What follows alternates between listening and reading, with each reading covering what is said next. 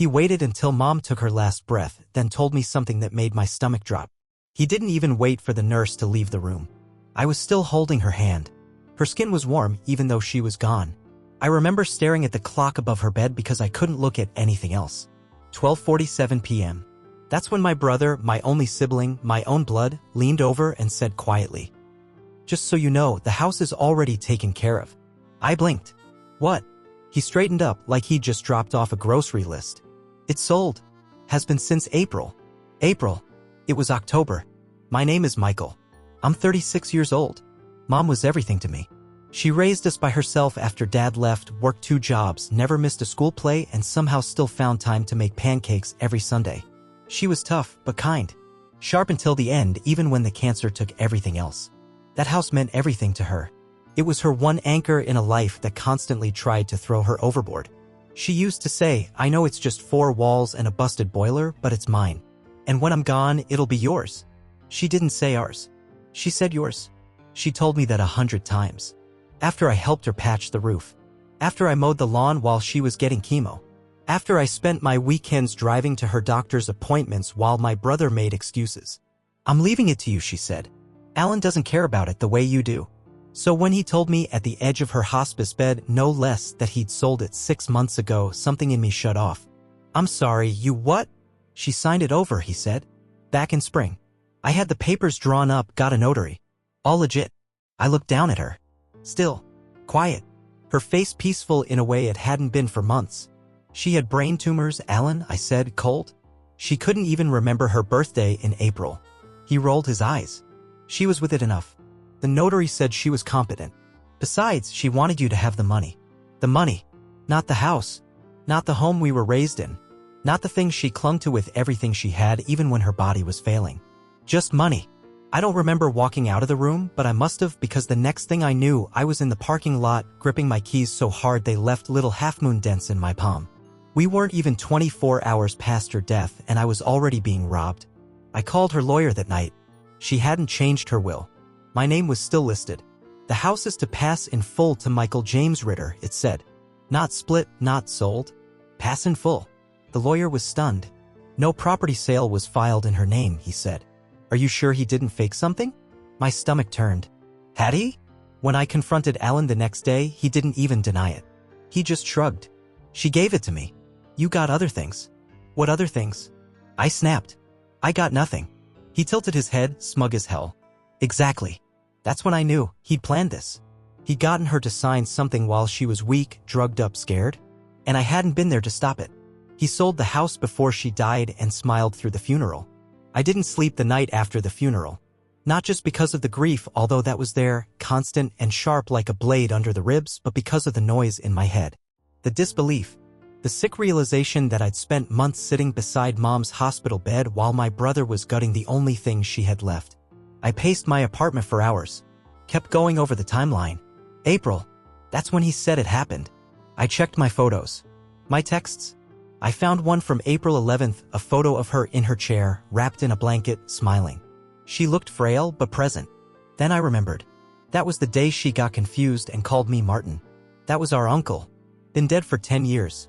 That's when I knew there was no way she'd been of sound mind to sign anything. I called the county records office first thing Monday morning. "Hi, I'm trying to check the property status on a home that belonged to my mother. It's 14 Belton Avenue." There was a pause on the other end. Then some clicking. "Yeah, that property changed hands in May," the clerk said. "Looks like a quitclaim deed was filed. Transferred from Helen Ritter to an Alan Ritter. Then from Alan to a third-party buyer in June. That's how he did it. A quitclaim. No oversight. No lawyer. Just a signature, and maybe not even hers." I asked them to send me a copy.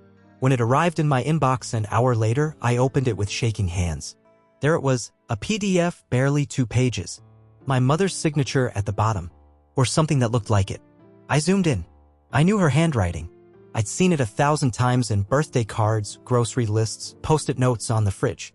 She made her H's a very specific way with a little upward loop like cursive. This one didn't have it. It looked wrong. Like someone had tried to copy it. I called Alan. I was shaking. Not angry, not yet, just off. Like something was broken in my head and wouldn't settle. "You forged it." He didn't say anything. I looked at the signature. It's not hers. Still silence. You had her sign it when she was sick. Or worse, you signed it yourself. Alan finally spoke. Calm. Controlled. You can't prove that.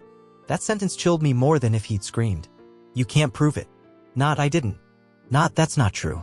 Just a legal wall. A shield. He'd been ready for this. The thing about Alan is he's always been smooth. Charm with no substance.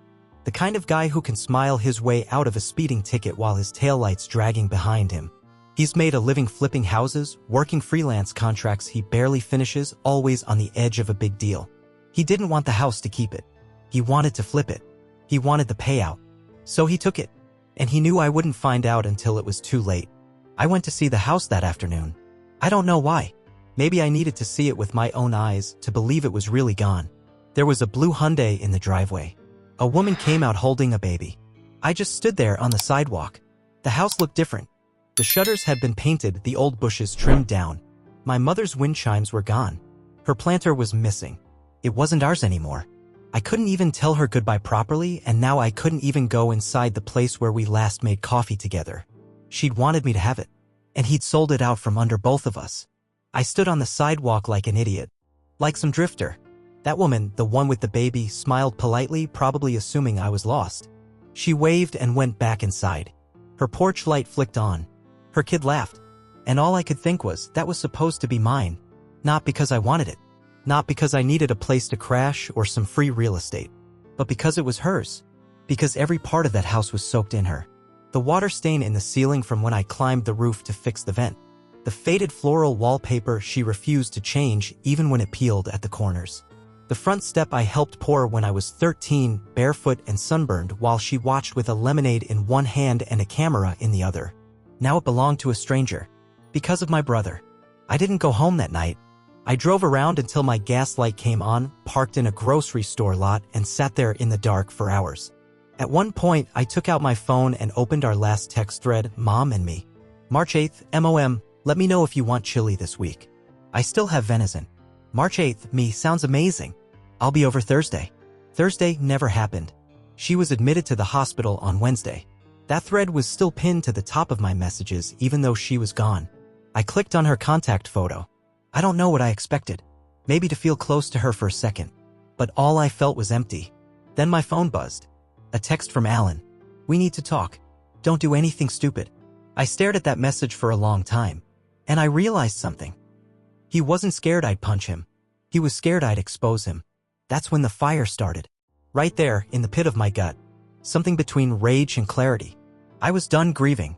Done waiting for someone to make this right. If Alan had stolen what Mom meant to leave me, then I was going to take everything he tried to protect. You need to understand who Alan is. He talks like a cool dad from a bank commercial. Wears shirts with rolled sleeves like he's about to help you move a couch he'll never touch. Smiles with his whole face and lies through all of it. He's always been the favorite. Even when he didn't earn it. When we were kids, he broke Dad's watch, I took the blame. He crashed Mom's car, I lied to the insurance guy. And now? Now he forged a dying woman's signature to cash out on the one thing she wanted to leave behind. This wasn't a mistake. It was a strategy.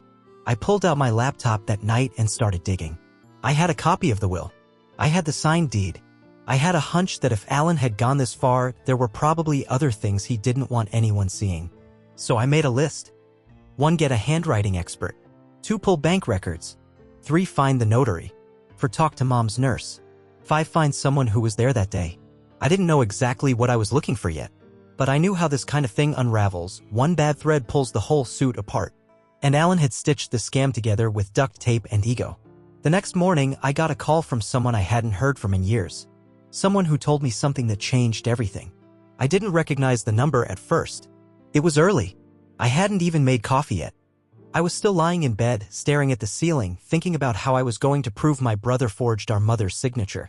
Then the phone rang. Hi, Michael? It's Sandra. I used to help your mom with the cleaning before she got real sick. I heard what happened. About the house. Sandra. She'd been coming over twice a week since Mom's second round of chemo. Vacuumed, ran errands, sometimes just sat with her when I couldn't be there. I hadn't spoken to her since the funeral. There's something I think you need to know. She was nervous. Kept clearing her throat. Said she almost didn't call. I was there the day she signed the papers. The day Alan had the notary come. My pulse kicked up. She didn't want to do it, Sandra said. She kept asking for you. I sat up, instantly alert. What do you mean asking for me? She kept saying Michael should be here. I want Michael here. Over and over. According to Sandra, Mom was groggy. Confused. She thought it was Sunday when it was Tuesday. Couldn't remember what month it was. She said Alan was pushy. Kept telling her it was just a formality.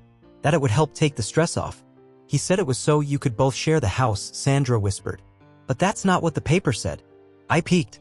It gave it all to him. Then Sandra dropped the real bomb. After the notary left, he handed me a white envelope. $500 in cash. Told me not to mention the papers to anyone. Especially not you. My throat went dry. There it was. A payoff. A witness. A lie. I asked her if she'd be willing to say that publicly. She hesitated. I'm not trying to start a war, Michael. I liked your mom. She trusted you. I think you should know what really happened. I told her thank you. And that it might already be a war. That same day, I called the notary who signed off on the deed. Her name was Candace Ruiz. According to her website, she did mobile notarization and light legal facilitation. I said I was calling about the document she notarized for Helen Ritter in April. There was a long pause. Oh, that one. I asked her if she remembered anything unusual about that day. I remember she didn't speak much. Her son, your brother, did most of the talking. Did she seem alert? Capable of understanding what she was signing? Honestly, she said, I had doubts, but I'm not a doctor. And the ID matched and she signed, so you notarized a dying woman's transfer of property while she could barely speak? Candace went quiet, then hung up. That was the moment I stopped wondering if I was overreacting. It was real. The betrayal. The fraud. The theft. My brother didn't just twist the truth, he orchestrated the entire thing, top to bottom. Used Mom's fading mind like it was a tool. Bought silence. Pressured witnesses. And worst of all, he thought he'd get away with it. I met with Mom's old lawyer the next day. A guy named Feldman, old school, straight shooter, didn't tolerate BS. I laid it all out. The forged deed. The mental state. Sandra. The shady notary. He rubbed his temples, then looked me square in the face. If even half of this is true, he said, your brother's in serious trouble. You want to take this to court? I nodded. I don't care what it takes. I want it all out in the open. Feldman sat back, folded his hands. Then I hope you're ready, Michael. Because things are going to get ugly. And they did. Especially when I found the hidden bank account. With $137,000 sitting in it from the house sale. The account was under Ritter Solutions LLC. An anonymous tip, someone who used to work with Alan, said he'd been bragging last summer about finally landing a six-figure flip, no taxes, all clean. Said he bought himself a boat. My mom was in hospice. I stared at the bank statement Feldman got through Discovery. There it was. $137,000 wired in June. 2 weeks after the deed transfer. The buyer paid cash and Alan deposited it into an LLC he created the same week Mom had her feeding tube installed. The sale wasn't for our shared benefit. It wasn't for bills. It wasn't for her care. It was a heist.